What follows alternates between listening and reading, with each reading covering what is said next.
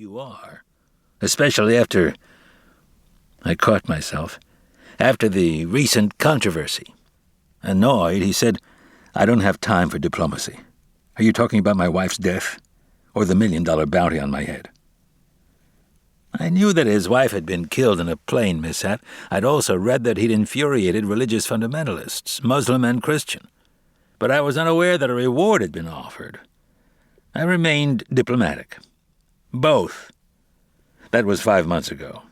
Eternity to the American public. Please stop second-guessing. You're like the so-called media experts who gave me a ration of crap for being a concept guy, called me a dope when it came to details. Believe me, I'm no dope. And this has nothing to do with revisiting my youth. I'd love to stick it up their butts one last time. The media or the fundamentalists?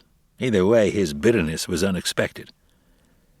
I'd been hunched over a microscope studying a sea urchin embryo. It was liquid green, round, and clouded like a miniature planet. I stood. "Why are you telling me this?" "Sharing personal information?" "Because you've proven you can be trusted. You know the incident I'm talking about. You refuse to discuss it." He was referring to something that happened 11 years earlier in Cartagena, Colombia. I replied, "You're giving me credit for something I didn't do." "Wrong. I'm giving you credit for keeping your mouth shut. Remember who you're talking to, Dr. Ford. I trust you with my secret because I know your secrets.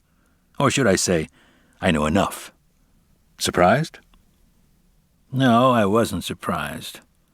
Do the Fed still call that coercion? Not in the executive branch. It's called doing business.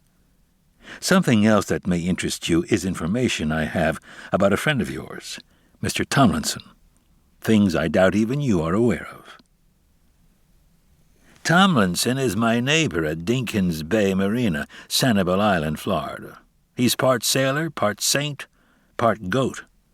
Picture a satyr with salty dreadlocks, bony legs, wearing a sarong. Tomlinson and I are friends despite a convoluted history and despite the fact that as polar opposites we sometimes clash. We'd clashed recently. I hadn't seen the man in 2 weeks. I returned to the microscope and toyed with the focus. Tomlinson has secrets worth knowing? I'm shocked. He wasn't misled by my careful indifference. You may be when you learn the truth. I looked up involuntarily. The man's smile broadened. Yes, I can see you're interested.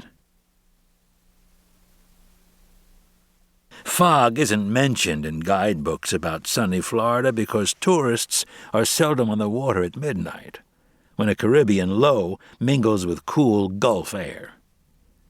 The cloud now settling was as dense as any I'd seen. Gray whirlpools of vapor descended, condensed, then reformed as moonlit veils. Water droplets created curtains of pearls, and visibility fluctuated. Each drifting cloud added to the illusion that the island was moving, not me, not fog. The Garto appeared to be a galleon adrift, floating on a random course and gaining speed. I had to start paddling soon if I hoped to keep up. I did. Took long, cautious strokes. Paddled so quietly I could hear water dripping from foliage, drops heavy as Gulf Stream rain. The reason I didn't want to make noise was because I knew a security team was guarding the island. Pros, the best in the world. They would be carrying rocket launchers, exotic weapons systems, electronic gizmos designed to debilitate or kill, no telling what else. Probably 5 or 6 men and women, all bored, a little pissed off too, forced to work on a favorite adult party night, Halloween. A dangerous combination for any misguided dimwit foolish enough to attempt to breach island security. Dangerous for me, the occasional misguided dimwit. Every few strokes I paused. In fog there's the illusion that sound is muffled. In fact, fog conducts sound more efficiently than air. If there was a boat patrolling the area, I would have heard it. Instead, I heard only an outboard motor far away, someone run aground, judging from the seesaw whine. I could also hear the turbo.